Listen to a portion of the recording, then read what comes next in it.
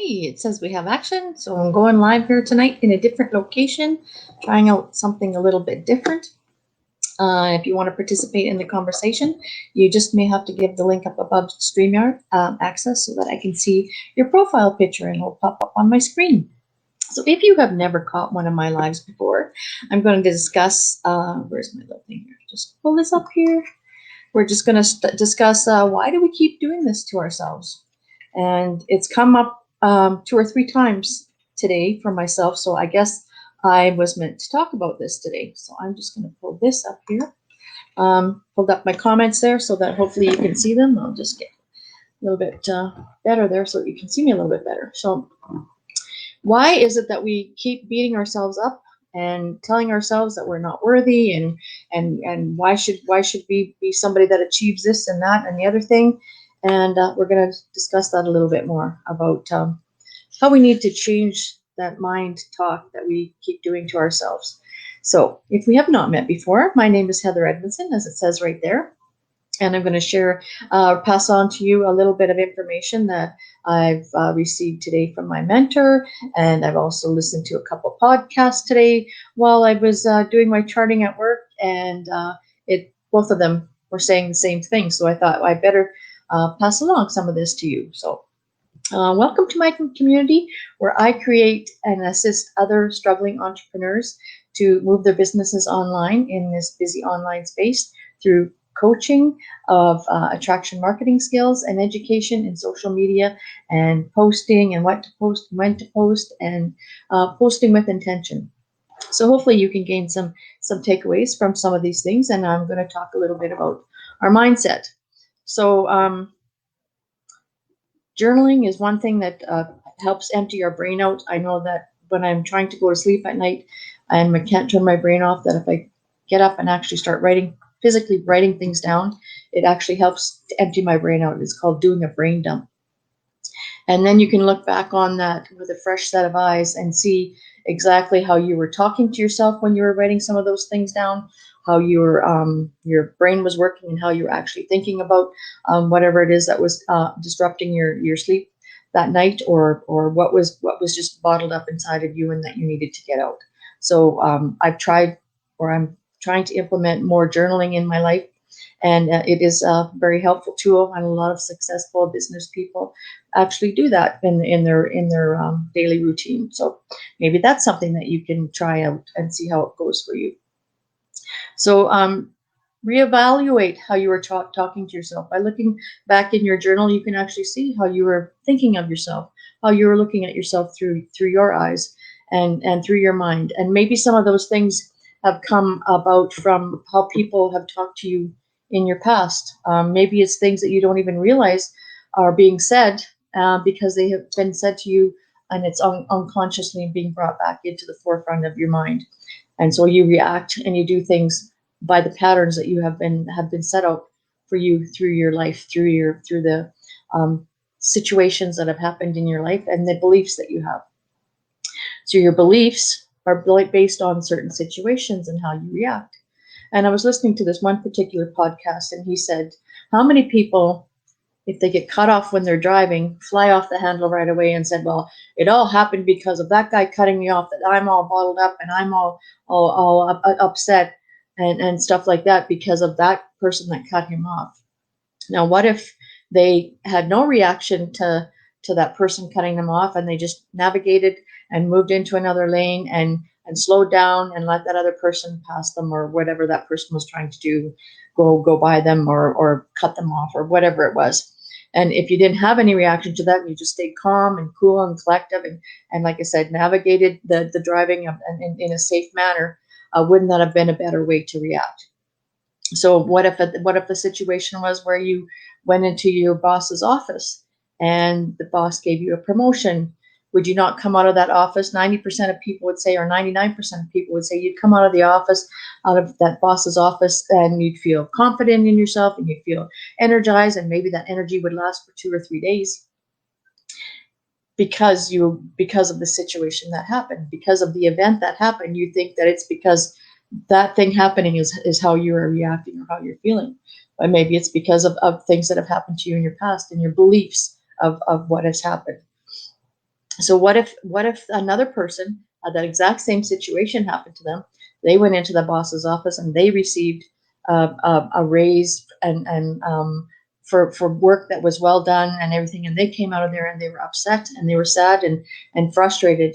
And you would say, well, why would that person be sad and upset and frustrated with something like that happening to them when they received a raise or a promotion or anything like that? And the person that was frustrated or sad about this said, well, now more expectations are going to be put on me.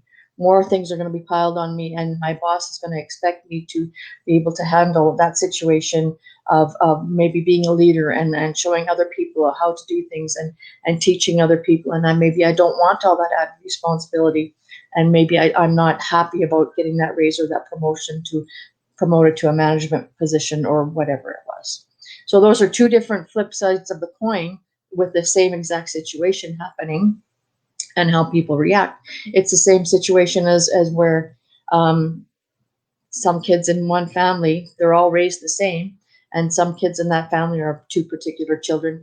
One would go one way and one would go the other one, and it's all because maybe they blamed it on, okay, maybe my parents were alcoholic parents and they beat on us as kids, or they did this, that, and the other thing within their family, and those two kids in that particular family turned out completely different. And when they were interviewed separately, they said, well, it was because of my situation. It's because of the environment that I grew up in. That's why I am how I am today, because of what I grew up in. And one child became an alcoholic, just like his parents were, and one child became an advocate for people who were abused by other people. So that's how you can see how two different people raised in the same exact situation had two completely different outcomes, or saw things in a different light, saw things through different eyes, saw things because their beliefs were different, their situations were exactly the same, but they turned out differently. So why do we take part and parcel when somebody else talks about us or talks negatively about that? Why do we take that to heart, and why do we act on that when you can hear hundreds or thousands of things where people are praising you and saying that you're doing a good job over here, but it only takes that one person to say something negative, and that's the thing that you're going to hold on to, and that's going to affect your belief, and that's going to affect how you react in that situation, like I was saying about that driver being cut off. Or for example, I'm a nurse and I looked after this particular lady like a long time ago, and she was nice and pleasant, and her fingers were all gnarled up because her spouse beat her and physically broke all the digits of her fingers, and the bones were so gnarled up. And she should have been somebody you would think that would have had a lot of pain and suffering in her life, yet she was the nicest person. She goes, just because he was mean and nasty to me doesn't mean that I need to take that out on somebody else. I can still be a pleasant person, and I can still move forward in my life because of that particular situation. That doesn't mean that I have to bring myself down to that person's level, or I don't have to hold that in my heart and let that person win against me. I can go on and leave that situation that happened to me in the past. I can go on and live a full life and do different things with my life. And maybe she was somebody that supported people that went through abuse or any of those things. So it's also like the situation of looking at the cup as it half full or half empty. Sorry, my throat is getting dry because I'm talking so long.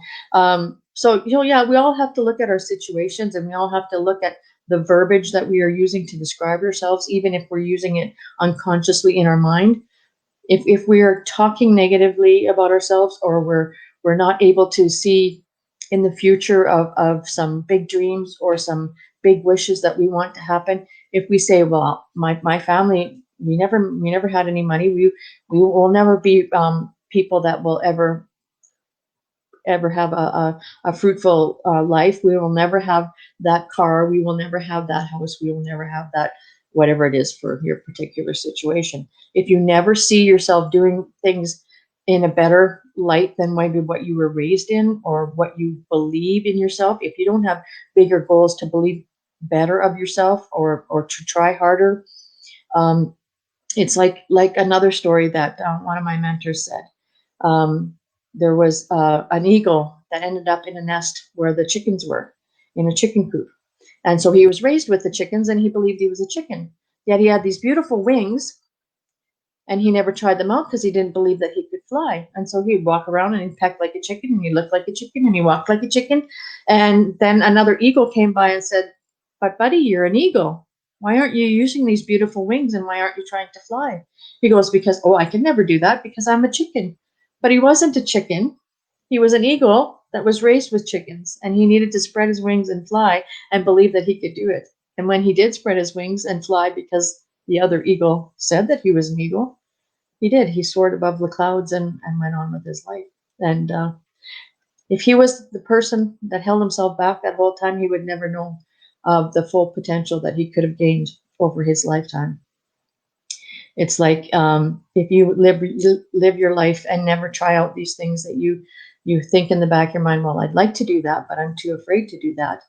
And then it gets to maybe the end of your life and you said, well, maybe if I would have tried doing some of those things, you're living your life with regret because you've never tried these things, or you're talking to yourself negatively and saying, well, you're never going to be able to do that, so why would you even bother? Or other people around you are saying, well, you're never going to be successful at that, so why would you even bother? Anything like that. So those are some little tips that I takeaways from today's, from some of the podcasts that I listened to and some of the mentors that I've had. We all have to be mindful and respectful of our words that we use, even talking to ourselves, and how they can either benefit us or actually be detrimental to us. So we don't want to talk to ourselves in those negative words, and words can cut pretty deep. Words can really hurt. So just be mindful that you're not hurting yourself as well. So hopefully you gained some takeaways from today. I will be back here on this page again on Thursday, and we will catch you then. Bye bye for now.